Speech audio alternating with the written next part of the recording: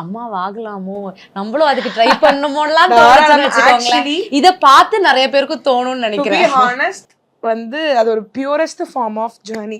தயவு செஞ்சு அதை மிஸ் பண்ணாதீங்க அண்ட் வந்து டிலே பண்ணாதீங்க. அண்டு அது அந்த அந்த அந்த பீரியடில் முடிஞ்சிச்சு வச்சுக்கோங்களேன். அதுக்கப்புறம் நீங்கள் உங்களோட கோலை நோக்கி ஓடும் போது அது ஒரு தனி ஒரு ஃபீலாக இருக்கும். அதை ஃபீல் பண்ணி பார்க்கும்போது தெரியும். Because I am feeling it now. இப்போ நான் அதை ஃபீல் பண்ணுறேன்.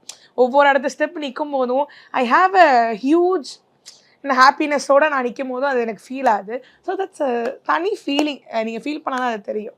ரொம்ப ரொம்ப அழகாக சொன்னீங்க. அம்மாவானதுக்கு அப்புறம் கெரியர் போயிடும்னு பயப்படுற பெண்களுக்கும், அம்மாவானதுக்கு அப்புறம் நம்ம அழகு போயிடும்னு நினைக்கிற பெண்களுக்கும், அம்மாவாகிறதுக்காகவே பயப்படுற பெண்களும் இருக்காங்க. அதை தாண்டி அதை உடைச்சு இவ்வளவு அழகா வெளியில வரலாம், நம்ம இன்னும் கூடுதல் பொறுப்புகள் இருந்தாலுமே இவ்வளோ அழகா குடும்பத்தை வழி நடத்தி கொண்டு செல்லலாம் அப்படின்னும் எங்களுக்கு ரொம்ப அழகா சொல்லியிருக்கீங்க. அவங்க அம்மாவே இன்னொரு பரிமாணம் எடுக்க வச்சிருக்கீங்க ஆங்கரா ஒரு குக் ஷோல. அந்த மாதிரி விஷயங்கள்லாம் அவ்வளவுதான். அன்னைக்கு இருந்த பெண்கள் வந்து வேற ஃபார்மேட். பட் ஆனா இன்னைக்கு அப்படி இருக்கணும் அவசியமே கிடையாது. 16 நாள் எங்க அம்மாக்கு நான் ஏன் கேப் கொடுத்தேன்னா லெட் ஹர் மூன்.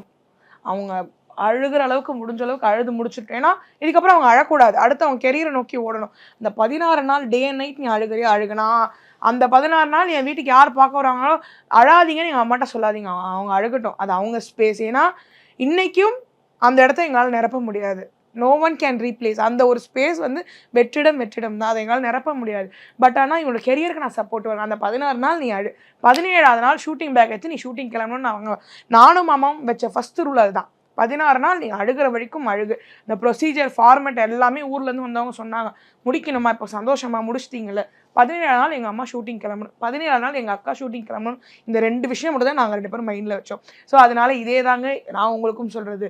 பெருசாக ஊரில் இருக்கவங்க எல்லாமே பேசுவாங்க, ஏதோ 10-15 புக்கை கரைச்சி குடிச்சிட்டு உங்களுக்கு என்ன பிடிக்குதோ, இங்கே என்ன சொல்லுதோ, இங்கே என்ன ஃபீல் ஆகுதோ அதை மட்டும் பண்ணுங்க.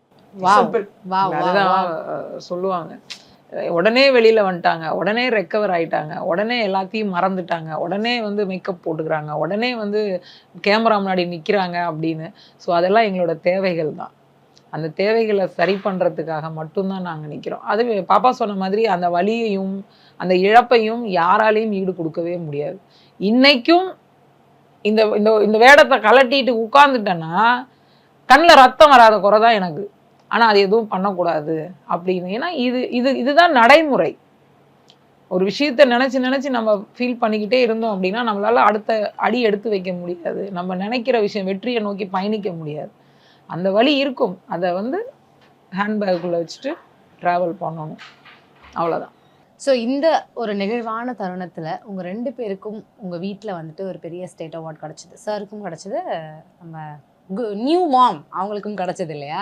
ஸோ அதை பற்றி எங்களுக்கு சொல்லுங்கள். அதை போய் வாங்கின அந்த தருணம் அப்போ வந்துட்டு உங்களுக்கு எவ்வளோ பெருமையை, நீங்கள் வந்துட்டு அங்கே வெறும் பிரியங்கா ரோபோ சங்கர், அவ்வளோ பிரியங்கா ரோபோ சங்கரும் அங்கே நடந்து வந்த மாதிரி தான் எங்களுக்கு இருந்தது இல்லையா?